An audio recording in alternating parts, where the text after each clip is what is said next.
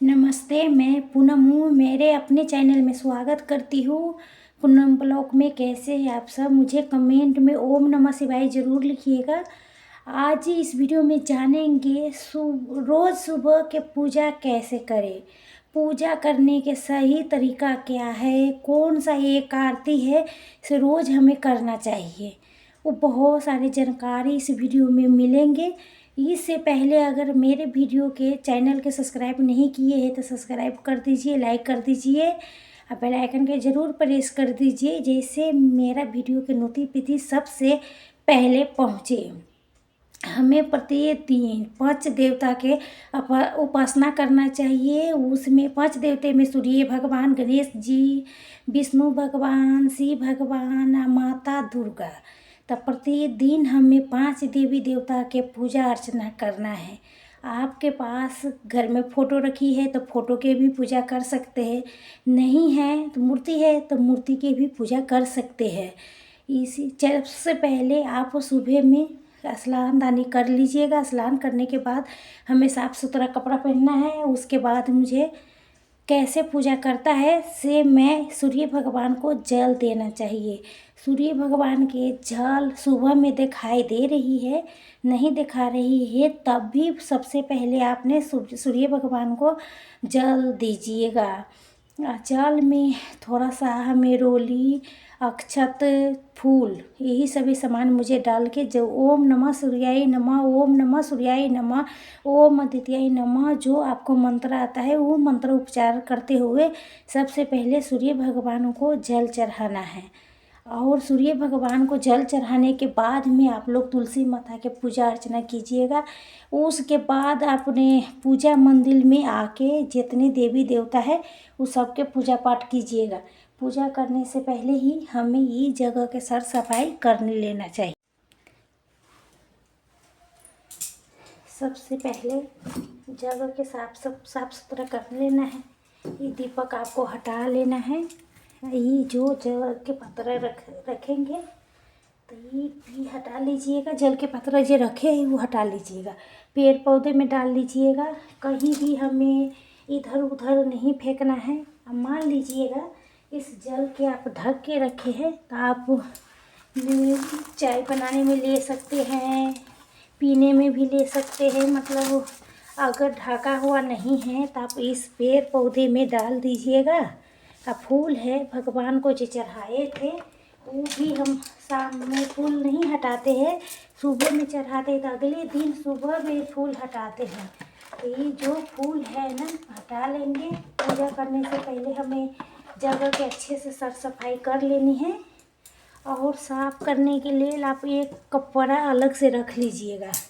पूजा room के साफ सफाई के लिए अलग कपड़ा रखना चाहिए। अब भगवान को जो चौकी है ये सब साफ सफाई करने के लिए हमें अलग कपड़ा रखना चाहिए। आज मेरे भगवान को स्नान कराने के लिए ना आपके पास फ़ोटो है तो कपड़ा भिजा करके इस तरह के आप फ़ोटो के साफ कर लीजिएगा। सवा माने देखिए रोज़ जो माता के सिंदूर लगाते हैं वो हमें पोंछना चाहिए कि नहीं पोंछना चाहिए। देखिए आप दिन रोज़ पोंछ सकते हैं। माता के सिंदूर लगाइएगा। आपके पास धातु की मूर्ति है तो प्रत्येक दिन स्नान कराना चाहते हैं तो प्रत्येक दिन स्नान कराइए। नहीं तो इस तरह से अब जल के छिड़काव दे के शाम स्नान करा सकते हैं। प्रत्येक दिन स्नान करने की ज़रूरत नहीं होती है। सिर्फ लड्डू गोपाल आप रखे हैं, शालिग्राम रखे हो तो उनको भी हमें प्रत्येक दिन स्नान कराना चाहिए। मान लीजिए आपके पास फ़ोटो है, मूर्ति है तो इस तरह से जल के छिड़काव करके स्नान करा सकते हैं। पहले हमें दीप जलाना चाहिए। दीप में देखिए रोज़ घी के दीपक जलाना चाहते हैं तो घी के दीपक जला सकते हैं, नहीं तेल के दीपक जलाना चाहते हैं तो तिल के जलाइए। तिल के भी जला सकते हैं दीपक। तो हम सब तिल के मैं जलाती हूँ। तो तिलक सबसे पहले लगाएंगे, दीप लगाएंगे। फिर जल जैसे विष्णु भगवान के चंदन लगाइए, गणेश जी के भी चंदन लगाइए। सबसे पहले हमें गणेश जी को तिलक लगाना चाहिए। प्रत्येक पूजा गणेश जी के किए जाते हैं। उसके बाद ही हमें शिव जी के पूजा करेंगे, तिलक लगाएंगे, जब भी आप लोग पूजा कीजिएगा तो मंत्रोच्चारण करने के साथ में ओम नमः शिवाय, ओम नमः शिवाय, ओम नमः शिवाय, ओम भगवती वासुदेवाय ऐसा भी रहता है। तो सूखा रहता है तो मार्केट में मिल जाता है, देखिए सूखा वाला भी मिल जाता है। पानी में भी घोर के चंदन लगा सकते हैं। जितने भगवान हैं उसके मतलब तिलक लगाया जाता है। मान लीजिए आप ऐसे भी गीला वाला लेना चाहते चंदन तो गीला वाला भी ले सकते हो। हम भगवान को चंदन के टीका लगा दिए हैं। जितनी माताएं हैं उसको सिंदूर लगाते हैं।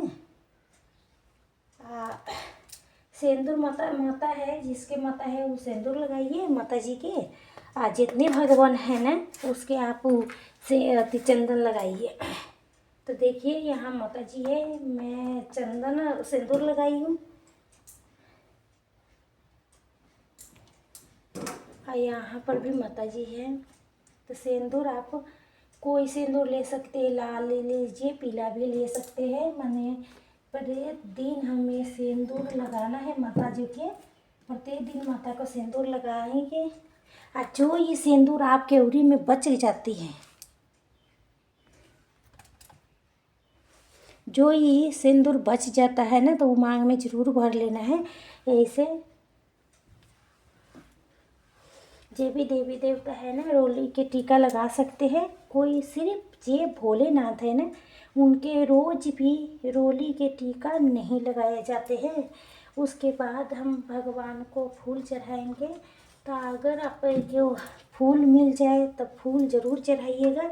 मान लीजिए प्रतिदिन फूल नहीं मिलते हैं, आजकल फूल नहीं मिलता है, तो बिना फूल के भी आप पूजा कर सकते हैं, इसमें कोई बात नहीं है। फिर उसके बाद मैं भोग लगाऊंगी। भोग में आप प्रत्येक दिन जे फल है अलग अलग भगवान को अलग अलग भोग लगाना चाहते हैं तो अलग अलग भी प्लेट में लगा सकते हैं। ना तो मान लीजिए एक ही जगह माने भगवान को आप भोग चढ़ाना चाहते हैं तो लगाना चाहते हैं तो एक ही जगह आप भोग लगा सकते हैं।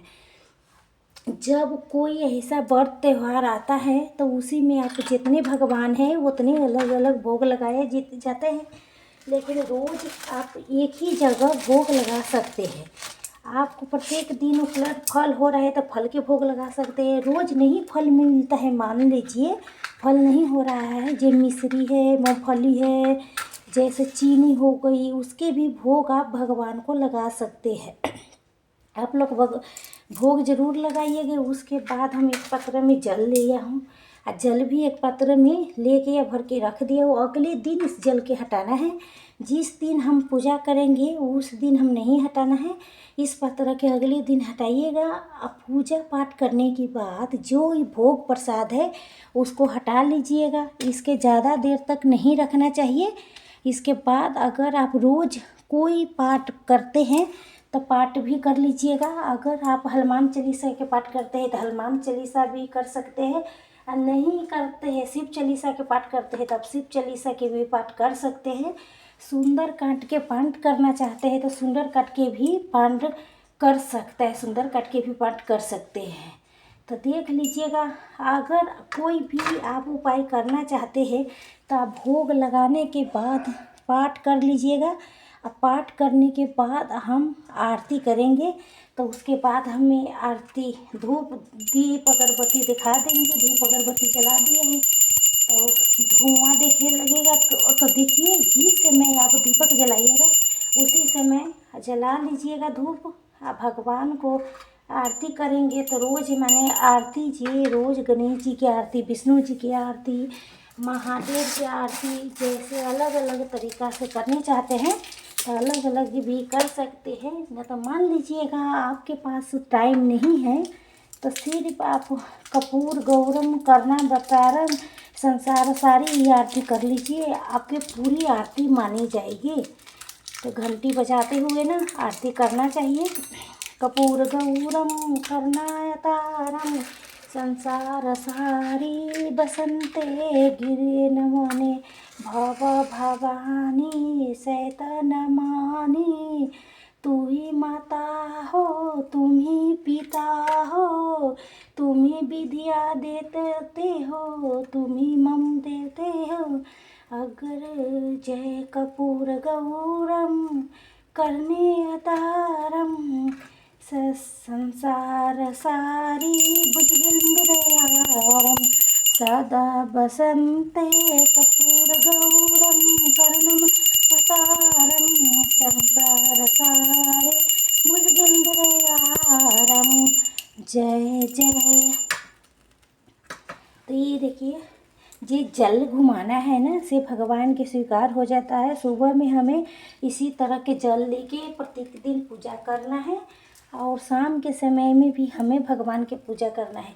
तो ऐसे जल के ज़रूर घुमाइएगा, 3 बार घुमा लीजिए, 5 बार घुमा लीजिए, जैसे कर लीजिए। जो आरती भगवान को अलग अलग करना चाहते हैं सुबह में टाइम है, तो गणेश जी के, विष्णु भगवान को, भोलेनाथ को आरती अलग अलग कर लीजिएगा। माता दुर्गा के भी आरती नहीं, तो सिर्फ आप कपूर गौरम कर्णायतारम, संसार सारी भुजगेन्द्रहारम, ये आरती आप एक भी कर सकते हैं। ओम जगदीश हरे।